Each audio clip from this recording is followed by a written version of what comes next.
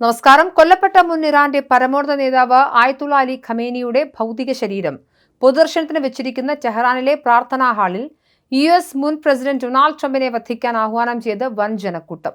USഉം ഇസ്രായേലും സംയുക്തമായി നടത്തിയ വ്യോമാക്രമണത്തിന്റെ ആദ്യ ദിനമായ ഫെബ്രുവരി 28-നാണ് ഖമേനിയും കുടുംബാംഗങ്ങളും കൊല്ലപ്പെട്ടത്. യുദ്ധം കൊടുമ്പിരി കൊണ്ടിരിക്കുന്നതിനാൽ നീണ്ടുപോയ ഔദ്യോഗിക വിലാപയാത്രകൾക്കും പ്രാർത്ഥനാ ചടങ്ങുകൾക്കുമാണ് ഇപ്പോൾ ഇറാനിൽ തുടക്കമായിരിക്കുന്നത്.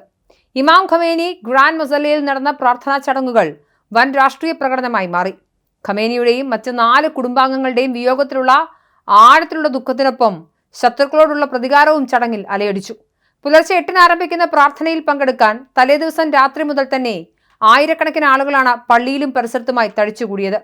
ഇറാൻ പതാകകളും ഖമേനിയുടെ ചിത്രങ്ങളും കൈകളിലേന്തി പ്രതികാരത്തിന്റെ പ്രതീകമായ ചുവന്ന കൊടികൾ വീശിയാണ് ജനക്കൂട്ടം എത്തിയത്. രാജ്യത്തിന് കനത്ത ആഘാതമേറ്റെങ്കിലും തങ്ങളുടെ സ്വാതന്ത്ര്യം സംരക്ഷിക്കാൻ ഇറാൻ ജനത ഒന്നടങ്കം നിലകൊള്ളുമെന്ന സന്ദേശമാണ് ഈ ജനസാഗരം ലോകത്തിന് നൽകുന്നത്. ഇനി മുതൽ കഫൻ പുടവയാണ് ഞങ്ങളുടെ വസ്ത്രം. നിങ്ങളുടെ രക്തത്തിന് സാക്ഷിയായി ഞങ്ങൾ പ്രതിജ്ഞ ചെയ്യുന്നു. ട്രംപിനെ വധിക്കുക എന്നത് ഞങ്ങളുടെ ഉത്തരവാദിത്തമാണ്. പ്രാർത്ഥനയ്ക്ക് മുന്നോടിയായി പ്രശസ്ത ഇറാനിയൻ കവി മുഹമ്മദ് റസൂലി വേദിയിൽ വികാരാധീനനായി പ്രഖ്യാപിച്ചതാണിത്. ഈ ഔദ്യോഗിക വധഭീഷണിക്ക് ജനക്കൂട്ടം വലിയ ആവേശത്തോടെയാണ് കൈയടിച്ച് പിന്തുണ പ്രഖ്യാപിച്ചത്. അതേസമയം നിങ്ങൾക്ക് മനുഷ്യരെ കൊല്ലാം, പക്ഷേ അവരുടെ ആശയങ്ങളെ ഇല്ലാതാക്കാൻ കഴിയില്ല എന്ന് അർമേനിയയിലെ ഇറാൻ അംബാസിഡർ ഖലീൽ ഷിഗൊലാമി എക്സ് പ്ലാറ്റ്ഫോമിൽ കുറിച്ചു. ഖമേനിയെ വധിച്ചതിലൂടെ സുഗന്ധദ്രവ്യത്തിന്റെ കുപ്പിയാണ് ശത്രുക്കൾ തകർത്തതെന്നും അതിന്റെ സുഗന്ധം ഇപ്പോൾ എല്ലായിടത്തും പടർന്നിരിക്കുകയാണെന്നും അദ്ദേഹം കൂട്ടിച്ചേർത്തു.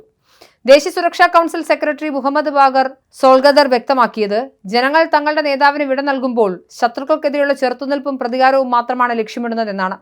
97-കാരനായ പ്രമുഖ പുരോഹിതൻ ആയത്തുള്ള ജാഫർ സുബ്ഹാനിയുടെ നേതൃത്വത്തിലായിരുന്നു പ്രധാന പ്രാർത്ഥനകൾ.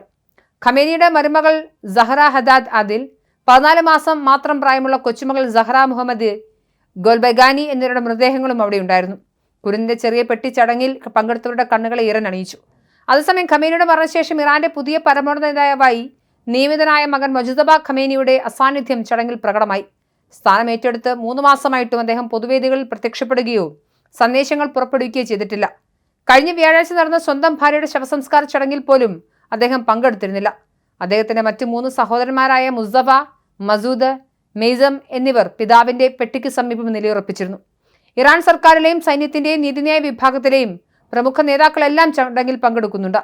US-ഉമായുള്ള താൽക്കാലിക വെടിനിർത്തൽ കരാർ ഉള്ളതിനാൽ ചടങ്ങിന് നേരെ ആക്രമണം ഉണ്ടാകില്ലെന്ന ഉറപ്പിലാണ് പ്രമുഖ കമാൻഡർമാരായ ഇസ്മയിൽ ഖനി, അഹമ്മദ് വാഹിദി എന്നിവരടക്കം പരസ്യമായി ചടങ്ങിൽ സംബന്ധിച്ചത്. ആക്രമണത്തിൽ മുജ്തബ ഖമേനിക്ക് പരിക്കേറ്റിരുന്നെങ്കിലും മുഖത്തിന്റെ വൈരൂപ്യമോ മറ്റു ഗുരുതരമായ പരിക്കുകളോ സംഭവിച്ചിട്ടില്ലെന്നും അധികൃതർ വ്യക്തമാക്കുന്നു.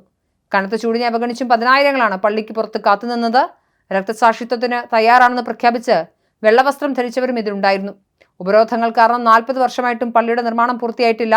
ചടങ്ങിന്റെ ആദ്യ ദിനം മാത്രം 20 ലക്ഷത്തിലധികം ആളുകൾ പങ്കെടുത്തതായാണ് അനൌദ്യോഗിക കണക്കുകൾ.